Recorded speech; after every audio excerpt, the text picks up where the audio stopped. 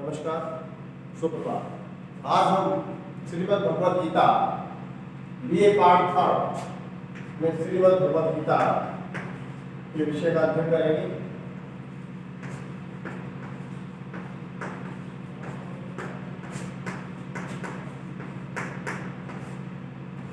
श्रीमद् भगवद गीता के द्वितीय अध्याय का अध्ययन हम पूर्व वीडियो में कर रहे थे।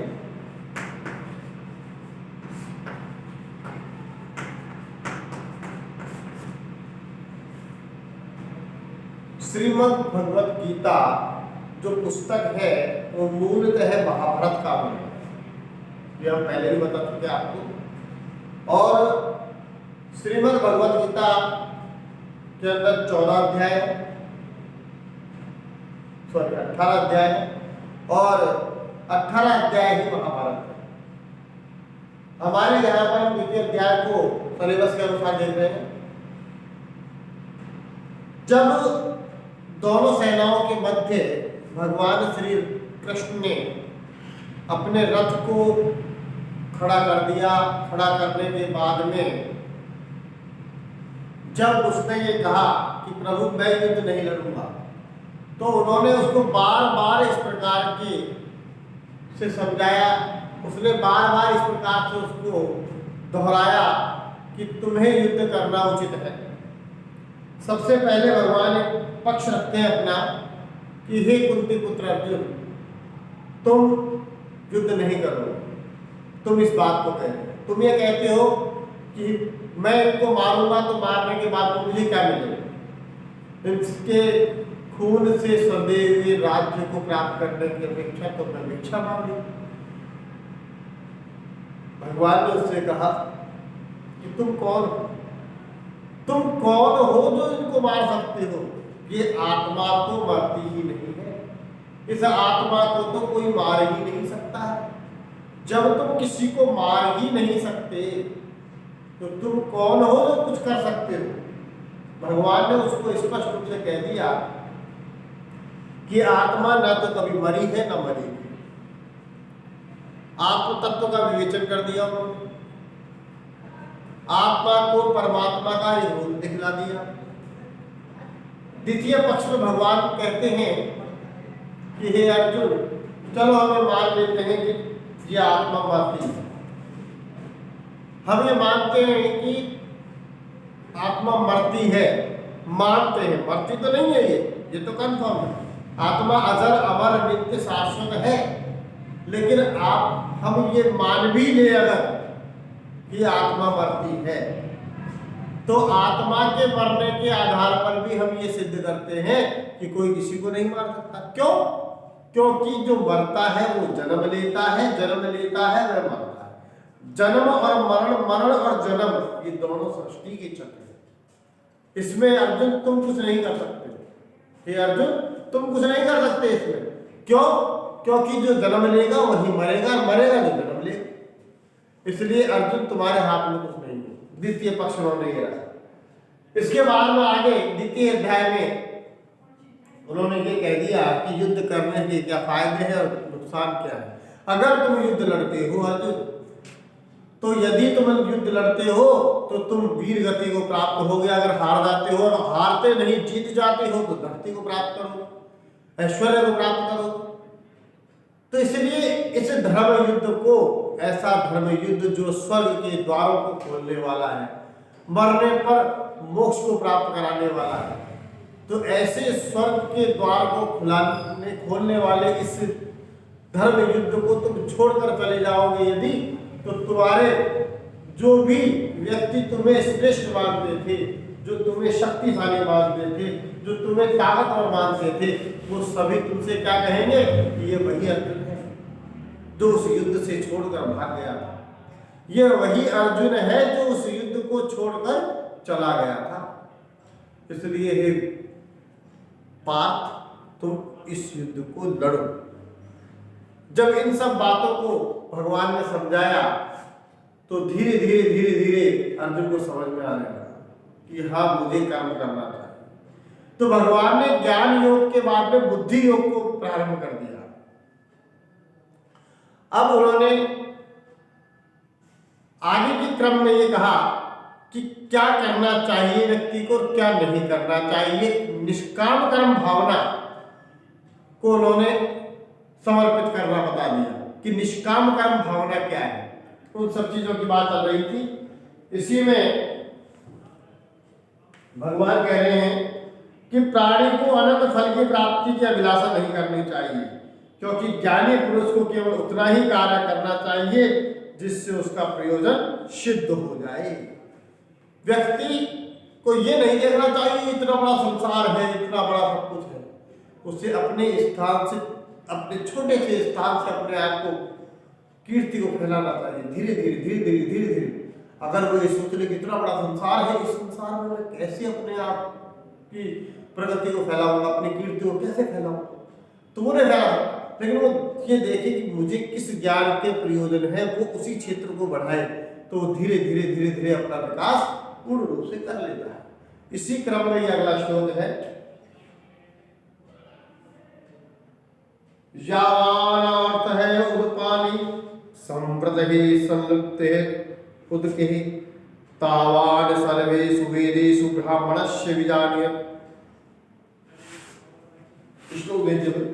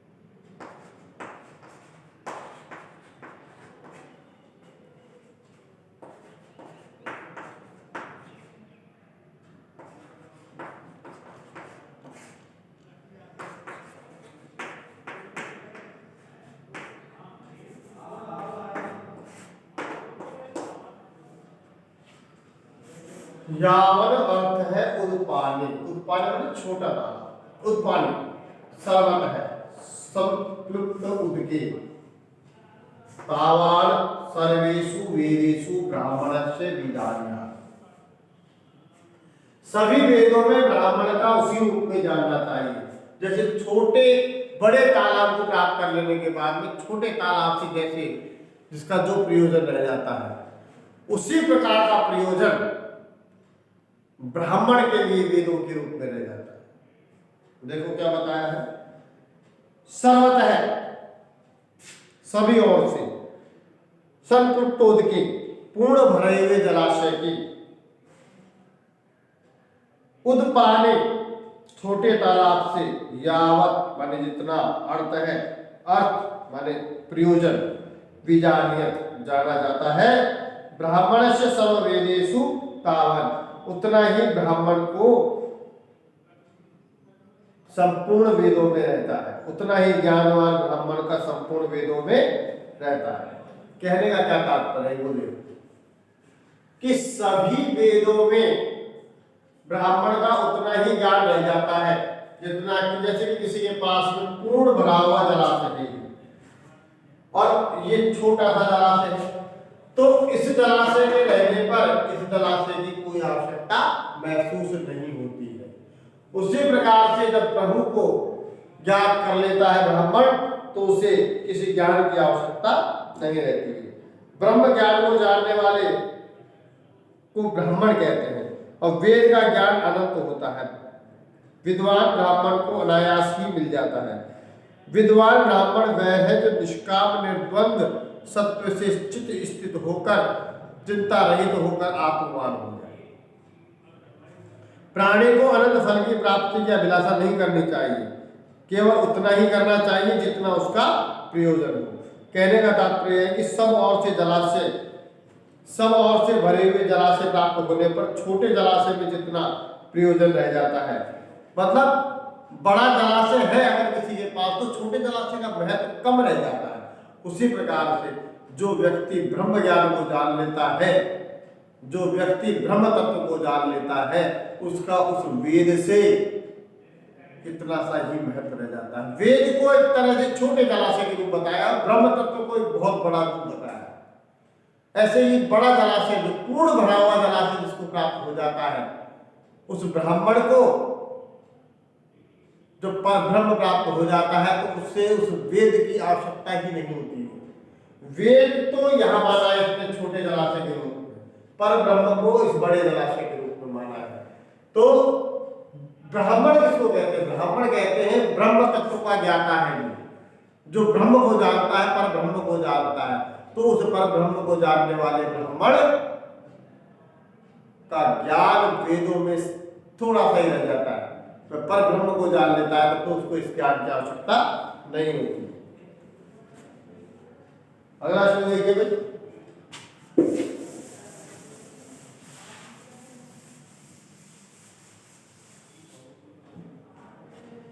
सबसे प्रसिद्ध जो चारों तरफ लिखा हुआ जाता है, जिसको कि हम चारों तरफ देखते हैं, जिस ज्ञान को, जिस श्लोक को, वही श्लोक ये है, कर्मण्यवाधिकारस्तु मा फलेषु कदाचन। माँ कर्म फल हेतु है, माँ से संगो अस्तु अकर्मणि। देखिए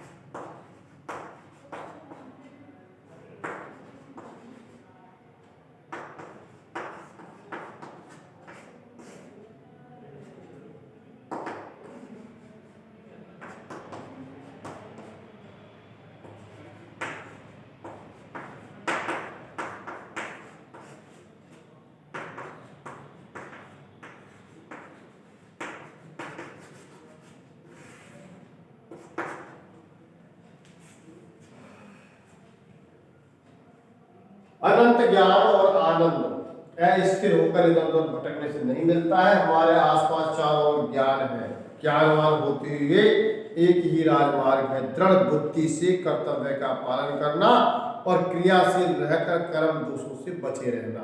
इसी बात को इस महान मंत्र में दिया गया है। क्या? व्यक्ति को अपने कर्मों के आधार पर ही फल प्राप्त होता है। व्यक्ति सदैव अपने कर्मों के आधार पर फल प्राप्त करता है। हम कहते हैं कि हम बड़े दुखी हैं, कभी कभी सोचते हैं कि हमने तो कोई पाप ही नहीं करा, जब भी हमको बड़ा दुख प्राप्त हो रहा है। कभी कभी हम बैठे बैठे देखते हैं कि हमने इतने पाप कर रहा है और वह व्यक्ति मौज कर रहा है, आनंद कर रहा है। ये सब क्या है? ये सब ईश्वर के अधीन भी नहीं है, ये तो कर्म के अधीन है। जो व्यक्ति जैसा कर्म करता है वैसा कर्म फल उसको प्राप्त होता है, और जो कर्म फल की इच्छा से करता है वह कभी भी उसके लिए फलीभूत नहीं होता। तो इसलिए यहाँ पर यह बताया है कि कर्मण्यवाधिकारस्ते माँ फलेषु कदाचन, माँ कर्म फल हेतु भूत माँ ते संगोस्तु अकर्मणि।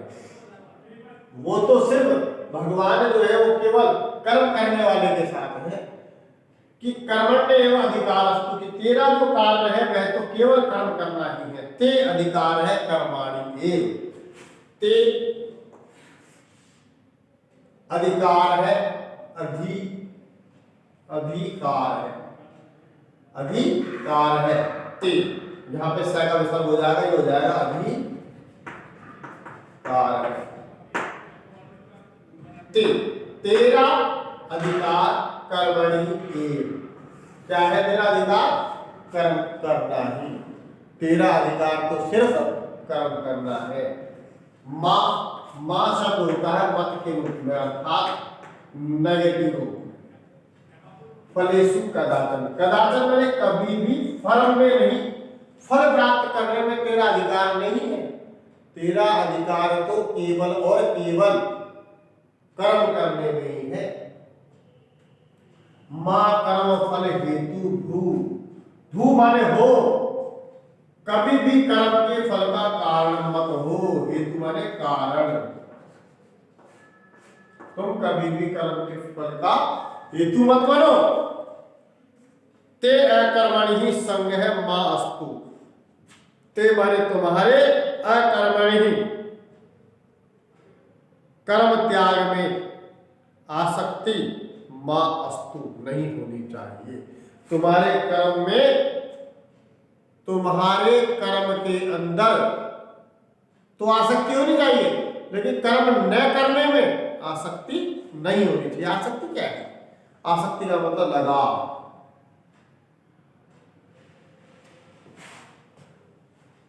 कर्मण्येवाधिकारस्ते कर्माणि एव ते अधिकारस्तु, तेरा अधिकार तो क्या है? कर्म करना है। मां फलेषु कदाचन है, मां माने नहीं, फलेषु माने फल में, कदाचन है कभी भी फल प्राप्त करने की इच्छा नहीं होनी चाहिए। व्यक्ति को कर्म करना चाहिए और कर्म करते हुए उसे फल की इच्छा नहीं करनी चाहिए। इसीलिए कहा है कर्माण्येवाधिकारस्तु, कर्म करो, फल की इच्छा मत करो।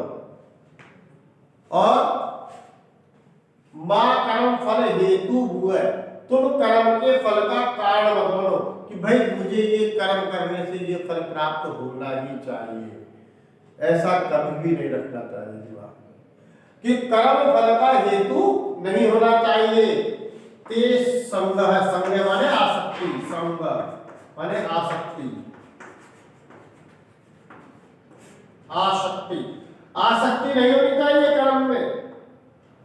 अस्तु माने हो, अस्तु हो, अकर्मणि, कर्म में आसक्ति नहीं होनी चाहिए। अकर्म, कर्म न करने में आसक्ति नहीं होनी चाहिए। देखो एक बार हम देखेंगे, ते अधिकार है कर्माणि के, तुम्हारा अधिकार कर्म करना है, फल की इच्छा करना नहीं। कर्म का फल का हेतु भी मत बनो और अकर्म में आसक्ति भी मत रखिए। अनुमेय देखिए इसका एक बात, ते अधिकार है कर्माणि की, तुम्हारा जो अधिकार है वो कर्म करना ही है। फलेषु कदाचने में, फलों में नहीं कभी भी। कर्म फल हेतु मां हुए, कर्म के फल का कारण मत हो। ते कर्माणि, तुम्हारे कर्म में संज्ञा वास्तु, आसक्ति नहीं होनी चाहिए। तुम्हारे कर्म में आसक्ति नहीं होनी चाहिए। मतलब देखो इसमें 4 सूत्र बताए परम तत्व ने, इस परम तत्व ने यहाँ पर 4 सूत्र बताए हैं। क्या सूत्र बताए हैं? कर्म करना ही तेरा अधिकार है। तेरा अधिकार क्या है? अधिकार क्या है तेरा? कर्माणि की, कर्म करना ही अधिकार है। और फल में कभी भी कोई अधिकार नहीं है। फल में कभी भी कोई अधिकार नहीं है। कर्मों के फल में वासना नहीं होनी चाहिए, मतलब कर्मों का फल प्राप्त हो। भाई मैं भगवान के जल चढ़ा रहा हूं, मैं ईश्वर की पूजा आराधना कर रहा हूं, मैं मस्जिद में जा रहा हूं, मैं ईशा मसीह को पूज रहा हूं, तो काम तो करो लेकिन उसमें कर्म फल की इच्छा मत करो कि वह प्रभु मुझे उसका रिटर्न देगा। ये अपन देखते हैं, समझते हैं, सोचते हैं, जानते हैं, फिर भी किसी भी ना किसी कर्म को करने में हमें आसक्ति तो होती है। और जो आसक्ति को छोड़ देता है वही परम तत्व को प्राप्त करता है। तो कर्म करने का तेरा अधिकार है, फल में कभी भी कर्म नहीं, फल में कभी भी इच्छा नहीं करनी चाहिए। कर्मों के फल वासना वाले न हो, और कर्म न करने में तेरी आसक्ति। कभी कभी क्या सोचते हो, मुझे तो कर्म करना ही नहीं, मुझे तो कर्म ही नहीं करना, मैं तो बैठा हूं। तो वो समझता है कि बैठे हुए कर्म नहीं कर रहा, वो बैठने का काम कर रहा है। तो कर्म तो न करते हुए भी करता है, तो कर्म न करने में आसक्ति नहीं होनी चाहिए। मनुष्य का एक सनातन धर्म है कर्म। थोड़ी सी व्याख्या देख लेते हैं इसकी, अच्छी है ये व्याख्या। मनुष्य का सनातन धर्म है कर्म। वह किसी भी अवस्था में अपने इस अधिकार से वंचित नहीं होता, कर्म करने में सदा स्वतंत्र है। अज्ञान और आलस्य से अपने इस अधिकार को न जानने और इसका सदुपयोग न करने वाले स्वतंत्रता नष्ट हो जाती है। उसे प्रकृति, स्वभाव, इंद्रियों, परिस्थितियों के अधीन बतलाकर कर्म करना पड़ता है। इसलिए अर्थवेद में कहा है कर्म कुर्वन्ति मानुषा, मनुष्य कर्म करते हैं। कर्म मनुष्य का लक्षण है, कर्म जो है वो मनुष्य का लक्षण है। कर्म की अलख जगाने वाले आत्मा की ज्योति को प्रत्यक्ष देखते हैं, और जो कर्म पर अधिकार रखते हैं उनमें उनके कर्म श्री राम के सुदर्शन के भांति, श्री कृष्ण के सुदर्शन के भांति सदा उनके संकेत पर चलते रहते हैं। कर्म के अधिकार का दुरुपयोग करने वाले बुरी तरह गिर जाता है, उसके कर्म ही उसका विनाश कर देते हैं। जगत में संपूर्ण व्यवहार को कर्म कहते हैं। उठना, बैठना, चलना, फिरना, श्वास लेना भी कर्म है। मनुष्य अच्छा या बुरा दोनों प्रकार के कर्म करने के लिए स्वतंत्र है। अच्छा कर्म करने पर वह अपने अधिकार की प्रतिष्ठा को प्राप्त करता है, उसका लाभ प्राप्त करता है। बुरा कर्म करने पर वह धीरे धीरे अपने अधिकारों को खो देता है और परिस्थितियों का दास बन जाता है। उपनिषद में केवल पवित्र, उन्नत और शाश्वत कर्मों को ही कर्म बताया है। सत्य और सुंदर कर्म करने के लिए मनुष्य का जीवन है। राक्षस और मनुष्य में केवल इतना ही अंतर है, मनुष्य कुकर्म नहीं करता और इसीलिए वह मनुष्य है, और राक्षस श्रेष्ठ कर्म नहीं करता इसलिए वह राक्षस। देखो कर्म की कितनी अच्छी व्याख्या यहाँ बताई है भगवान ने, कि कर्म का जो हेतु है, कर्म का जो फल है, उसके कारण मतलब कर्म तो करो, और जो व्यक्ति जैसा कर्म करता है वैसा ही उसका आचरण होता है। मतलब कर्म क्या है, कर्म की परिभाषा क्या है, हम ये देखते हैं। कर्म करना व्यक्ति का जो कर रहा है, अच्छे कर्म करता है, कर्म तो कर सकता है, अच्छे भी कर सकता है, बुरे भी कर सकता है। तो कर्म जो करना है उसको, वे अच्छे भी हो सकते हैं और बुरे भी हो सकते हैं। इसलिए कर्म को करना तेरा अधिकार है, फल प्राप्त करना अधिकार नहीं है। इसलिए कर्म के फल का कारण मत बनो और आसक्ति से तुम युक्त मत रहो। बहुत अच्छा श्लोक है, अक्सर कैलेंडर में लिखा हुआ भी देखा जाता है पहले श्लोक को। अगला श्लोक है योगस्थ है गुरु कर्माणि संगम तत्त्वा धनंजय सिद्ध असिद्धयो समो भूत्वा समत्वम योग उच्यते। बहुत बड़ी बात और बहुत इंपॉर्टेंट बात है ये, कि योग किसको कहते हैं। जो योग शास्त्र है उसमें कह दिया गया है कि अपनी इंद्रियों को वश में कर लेना ही योग है।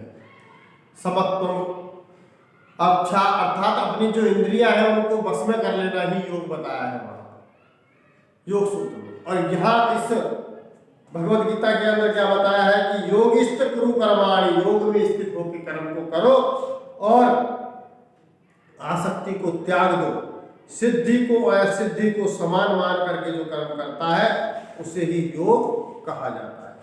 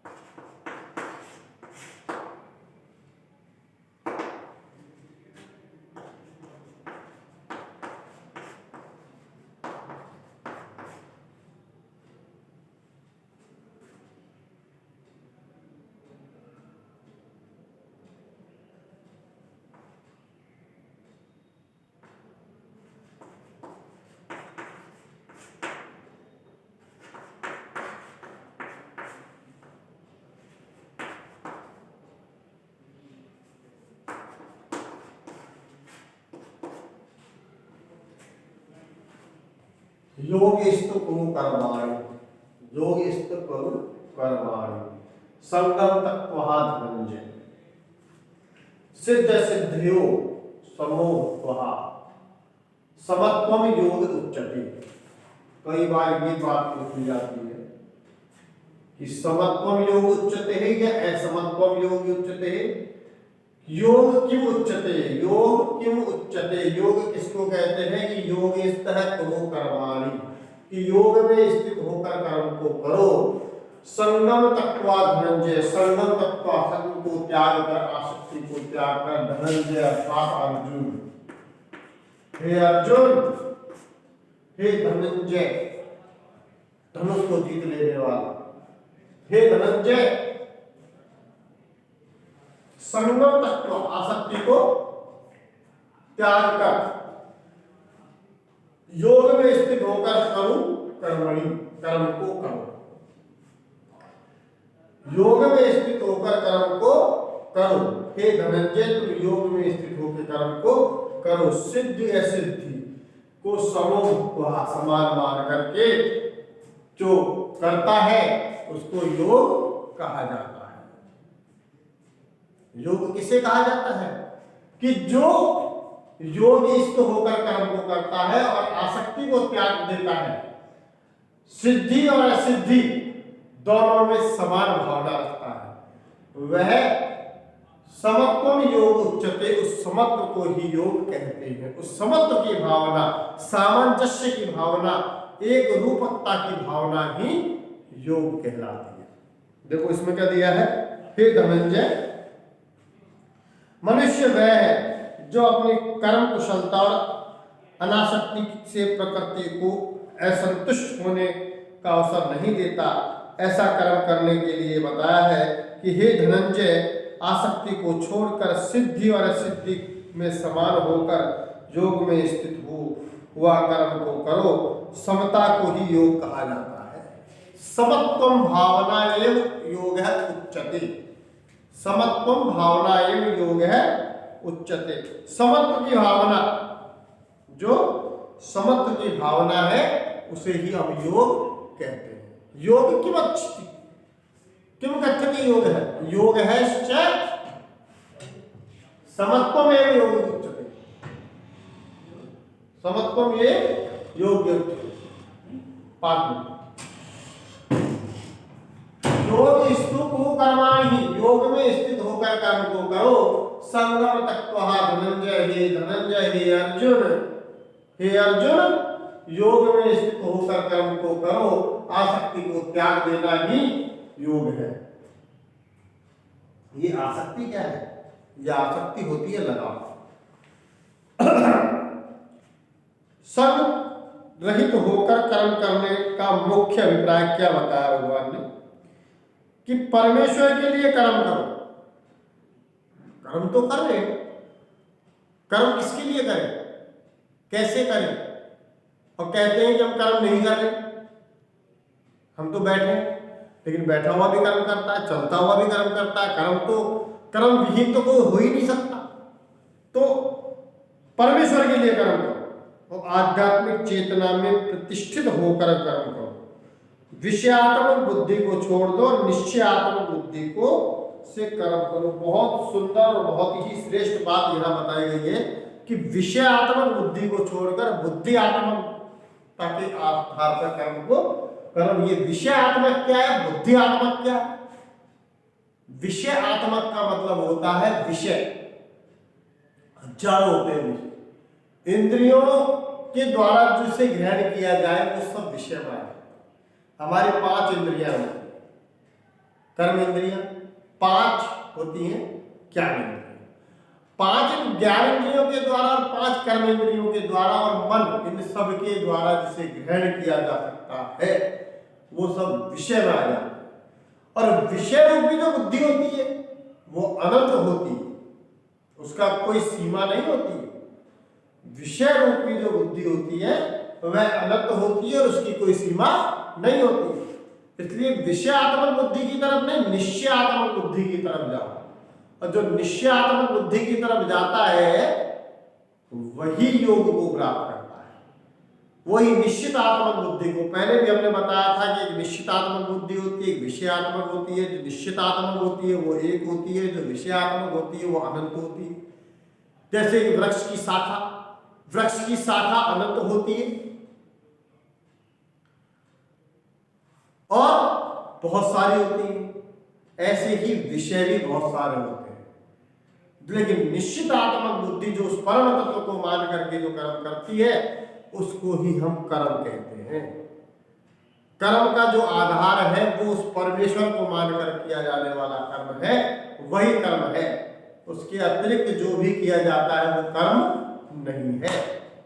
इसलिए हमें कर्म की परिभाषा देते वक्त ये देखना चाहिए कि कर्मण्यवाधिकारस्तु मा फलेषु कदाचन। कर्म करो मगर फल की इच्छा, फल रहित जो कर्म है वही सच्चा कर्म है। तो फल रहित कैसे हो गई? ये तो निश्चित है कि हम बनाएंगे खाएंगे पेट भरने के लिए, ये कर्म हो रहा है किस फल को प्राप्त करने के लिए? पेट भरने के फल के लिए। लेकिन जो कर्म हम ईश्वर को समर्पित करके करते हैं कि ये जो तत्व है, ये पंचभूत तत्व है, वह ईश्वर की देन है और इसके लिए ही हम कर्म कर रहे हैं। तो परम तत्व के रूप में किया जा रहा है। अपने भलाई के लिए कर्म मत करो, अपने लिए कर्म नहीं बताया ईश्वर को। जो भी कर्म किया जा रहा है वह समर्पित भावना से किया जाए, उस ईश्वर को समर्पित करके ही कर्म को किया जाए। इसलिए भगवान श्री कृष्ण ने अर्जुन को स्पष्ट रूप से इस बात को कह दिया कि हे अर्जुन, कि जो योग में स्थित कर्म को करता है, जो आसक्ति को त्याग देता है, यदि वो तत्व माने त्याग कर तत्व पर लगा है, हे धनंजय, जो सिद्धि और असिद्धि में, सफलता और असफलता दोनों में समो भूत्वा एक जैसा होकर के जो रहता है उस समत्व को योग कहते हैं।